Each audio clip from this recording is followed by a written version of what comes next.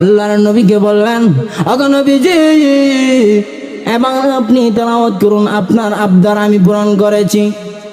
এবার আল্লাহর নবী তেলাওয়াত করবেন। কি তেলাওয়াত করবেন? আল্লাহর নবী তেলাওয়াত করবেন ইয়াসিন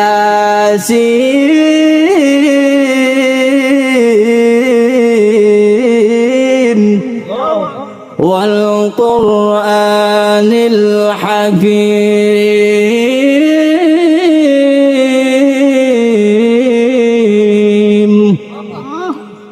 এইভাবে আল্লাহর নবী তেলাওয়াত করতে থাকবেন।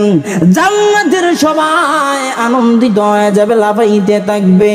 আল্লাহ রাব্বুল আলামিন জান্নাতবাসীকে বলবে, আরে জান্নাতবাসীরা তোমরা কেন লাফাইতেছো?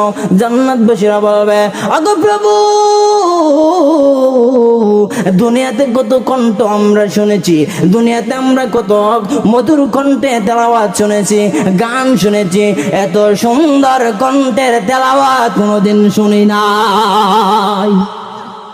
এবার আল্লাহ রাব্বুল আলামিন বললেন, ওগো নবীজি, আপনি তো তেলাওয়াত করেছেন, আপনাকে তেলাওয়াত করার সুযোগ দেওয়া হয়েছে, এবার তো আমি তেলাওয়াত করব।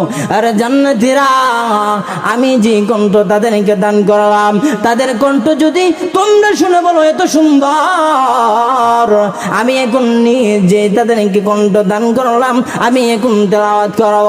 শেষমেশ সভাপতি আল্লাহ রাব্বুল আলামিন জান্নাতীদেরকে তেলাওয়াত করে শোনাইবে। কি তেলাওয়াত করবে?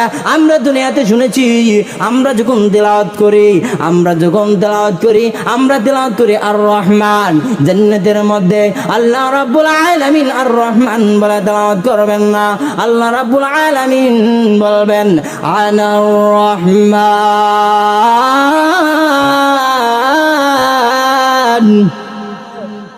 আল্লামাল কুরআন।